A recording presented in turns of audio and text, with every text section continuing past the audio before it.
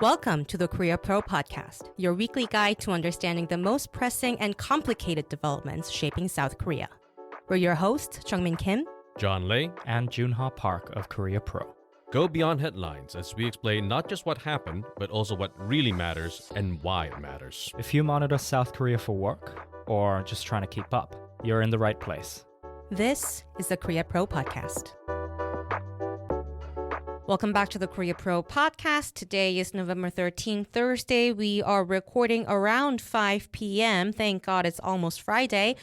And this week, we had a lot of domestic political news actually in South Korea, with the cabinet meeting discussing a lot of controversial issues, a lot of controversial bills passed as well. Some of them went viral on American Twitter for some reason. We will go into that, but let's start with defense. There were some defense acquisition related discussions between Seoul and Ottawa. Do you want to walk us through it, Joon Ha? Yeah, so South Korea's Defense Acquisition Program Administration, DAPA, it said it held a series of meetings in Ottawa from November 5th to 7th, aimed at expanding defense industry cooperation with Canada. So the delegation was led by the DAPA commissioner, who met with Canadian officials and research institutes, where they were talking essentially about Hanwha Ocean's role in, pushing forward with the submarine project that Canada is looking to make a deal with. What was the agreement that Hanwha Ocean signed with the Canadian construction firm? Yeah, so the Canadian construction firm PCL signed an agreement with Hanwha Ocean to cooperate on naval maintenance and support infrastructure.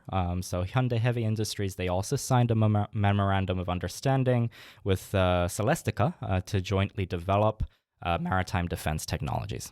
So these deals sound like they're mostly related to shipbuilders in South Korea, South Korean shipbuilding companies. Do these relate to the next generation submarine project? It indeed does. So we Ottawa and Seoul have been talking, and also Berlin have been talking about the next generation submarine project for Canada, where you have bidders from ThyssenKrupp from Germany, and you have Hanwha Ocean and Hyundai HD Heavy Industries coming together to submit these projects for the next Canadian submarine. So Seoul's outreach to Ottawa, in this case with Hanwha Ocean and Hyundai HD signing these deals, it's just a confidence building measure to make sure that the Canadians know that Seoul is committed. So what's the big deal about all these deals? Right. So Seoul's has set quite an ambitious goal ever since not even this administration, the Yoon administration, and also adopted by the Lee administration to become the fourth largest global exporter by 2030. And though the defense procurement processes, they are quite slow, so there would be challenges going forward. It won't be something that will be done immediately, especially when it comes to technology transfer requirements. It is quite a sensitive area for South Korean firms to handle, so it's something we have to keep an eye on. Let's touch on tariffs a little bit. Were there any developments this week related to sectoral tariffs? So the South Korean Trade Ministry, they brought together all the major South Korean steel firms, the POSCO, Hyundai Steel, SEA, Dongguk CM, Next Steel, plus the big business groups to assess how the U.S. Section 232 tariffs and EU-Canada quota systems are squeezing Korean exports. What is Seoul saying about these, though? So Seoul is saying it'll keep pushing Washington to ease these tariffs. They're going to use the ROC EU FTA framework to pressure Brussels. Pressure is a big word, right? And urging Canada to scale back its quotas. It's also rolling out its new steel industry advancement plan with stronger safeguards and support for producers. But why does this matter for the recent, related to the recent tariff discussion since the APEC? Well, Korean mills rely on the U.S. and the EU for their most profitable exports, but they still depend on Beijing's inputs. So with Washington citing national security, Europe tying these trade to decarbonization, and Beijing also having its output still overflowing into global markets, any shift, that means tighter Western rules or retaliation in Beijing, can hit Korean margins pretty fast. And the South Korean trade and econ officials kept trying to, they had a lot of meetings in recent weeks with business groups to ensure that South Korea is doing its best to prevent anything like this. But Seoul is also trying to move from just crisis response mode sort of to more of a long-term investment to have a more competitive edge when it comes to these issues, like especially related to steel tariffs. So South Korean government is basically trying to maintain reasonable access to key markets for the Korean steel. Right, and just moving on, so President Lee Jae-myung on Tuesday, he instructed the Justice Minister to consider abolishing sort of criminal prosecution of defamation cases. Can you tell us a little more about that? Right, and it's not all defamation cases, but 사실적시 명예훼손, which is defamation cases founded in facts, like fact stating defamation. It's still in South Korean Criminal Act. It was never amended since it was established in 1953. This has been one of the most controversial speech laws in South Korea because there is no such thing. It exists actually in similar legal systems abroad. Usually the fact stating or misinformation, disinformation stating defamation cases, they are a libel in civil lawsuit rather than criminal. But so far, the current law is that if you state a fact basically about someone and it causes disproportional reputational harm to someone, you can, the Criminal Act allows up to 2 years in prison or 5 million won fine for the conviction, even when the statements are factual. When it's not factual, it actually goes up, but this is the bare minimum. It was actually very controversial, not just because of the proportionality of the crime versus the punishment, but overall because of this, not just journalists, but also whistleblowers, harassment victims, and many other types of publications, remarks. There was like a chilling effect in South Korea when someone's writing about something, basically. So you will see a lot of media reports, for instance, that are anonymized when things are not really worth anonymizing. When you look at international media, this is the reason why this act. So is Lee's sort of call for this repeal, is it something that's come up before in South Korean society? No, this is actually like in the South Korean society that there has been a lot of critics, including the National Human Rights Commission, 인권위원회, and the United Nations Human Rights Agency, that this law should be repealed. But it's the first time that the president directly instructed the justice minister to move to abolish the specific clause. It's the Article 307 under the Criminal Act, although there is a separate clause after it that says if it's factual, if it's about public interest, it shall not be punishable. But many critics have been saying that in real life cases, it's actually very difficult to prove that there is enough public interest. So hence, it has been very, very controversial. But along with this, the reason why it got so controversial is that it's not just the Criminal Act amendment. It's also, this is going on at the same time when the Democratic Party is pushing for a bill called a Fake News Eradication Act. 가짜뉴스 금지법. This is more controversial because if you look at it together, it's sort of two things at the same time. One is, try to set legal boundaries between protected speech and sanctionable and proven proportionate harm. Sure. But at the same time, how would you really legally justify and define fake news, disinformation, misinformation at the age of YouTube, in the age of YouTube, Instagram, and so on and so forth. So this has drawn criticism mainly from the opposition People Power Party and also a lot of pundits online, not just South Korea, but American Twitter and other outlets as well, other platforms as well, because the PPP mainly sort of interprets this as DP's move to protect people, more like punish people who make remarks against China. Right. And this is how PPP is sort of interpreting this bill.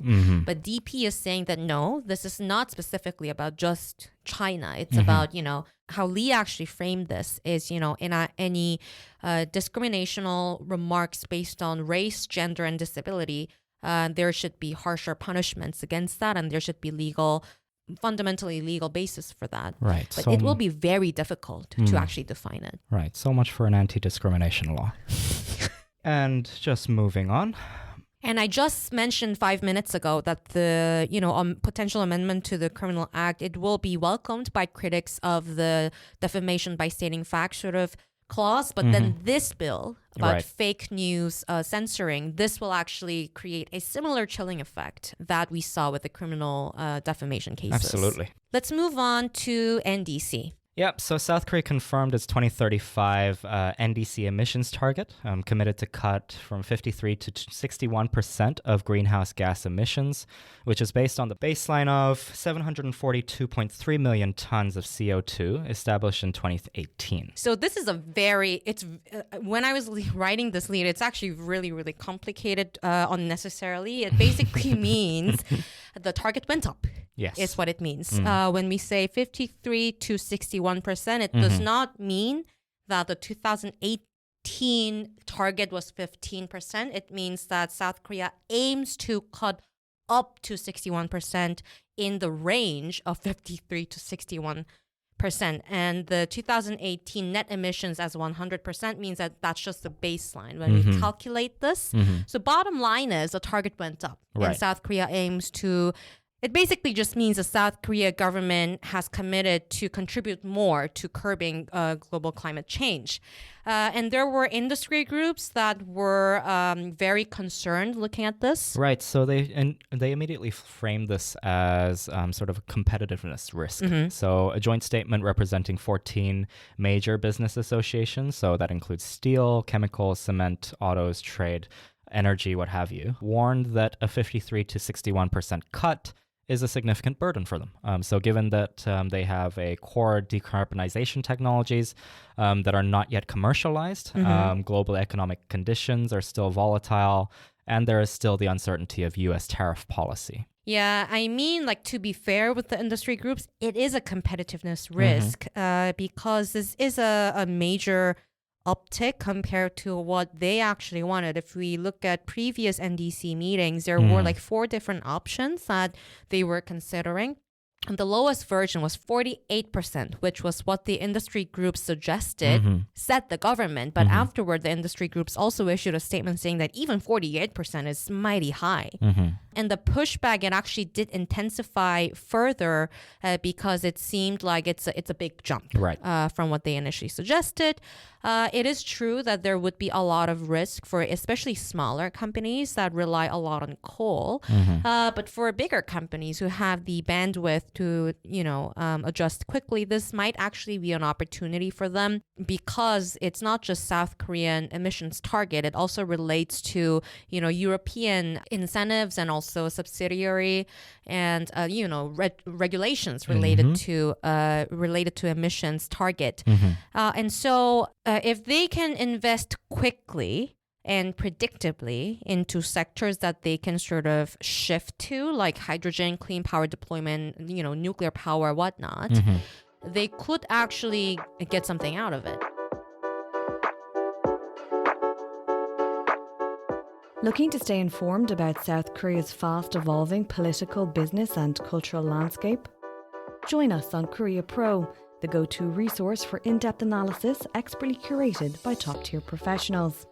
And now you can pick the membership level that best suits your needs, thanks to our new subscription packages. Starting at just $199 annually, you can access daily analysis and our weekly podcast.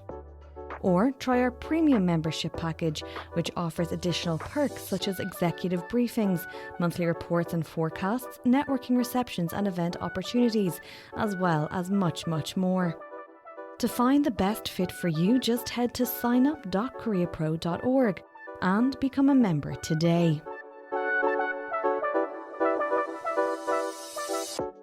Week ahead, I think there's a training going on next week. Right, so we'll see the South Korean military and parts of the USFK, U.S. Forces Korea. They'll be kicking off an annual outdoor defense field exercise called the Hogok exercise next week. So that will happen from Monday through to Friday.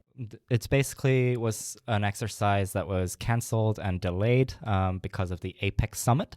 And now they're just rescheduled and they're just moving forward with it as it will. Just remind me, whatever happened to that half of the Ulchi Freedom Shield in August that the South Korean Defense Ministry said that they will push it back to September, citing typhoon? Right. So it was delayed. And the JCS chairman, he came out during the JCS audit in October, and he was saying that the exercises that were delayed are still being carried out. And they'll be carried out and completed by the end of the year. So they are still going on. We don't know which exercises, out of the TTX and FTX that have not been done. But it does seem that the JCS will announce something at the end of the year. I see. Are there any, the budget session is still going on at the National Assembly, right? And it's going to go on next week as well? Right. So we just had the Defense Committee budget review today. We'll have a number of other committees reviewing the government's budget, including the renewed budget for the AI systems. So we'll have to wait and see. But you have been monitoring the budget sessions. Like, how much of these sessions actually talk about the budget? Right. So, when you're considering the Defense Committee budget review that I just monitored today, there was a lot of talk considering the JCS and how they're looking to reshuffle their military leadership. Right. It's a reshuffle of generals that have reached the end of their tenure, and also it's being interpreted as something that they're trying to rule out martial law and the sort of remnants of martial law within the military. Through the reshuffle, you mean? Through the reshuffling. I see. And the defense budget, there wasn't really much that was said from the lawmakers that were supposed to review it. But we did see a passing of the budget for soldiers and their raises. And we are waiting for the Nuri launch as well, right? Yes. So we're looking forward to that by the end of this month. And all of this information and more will go to your inbox by 2 p.m. Monday.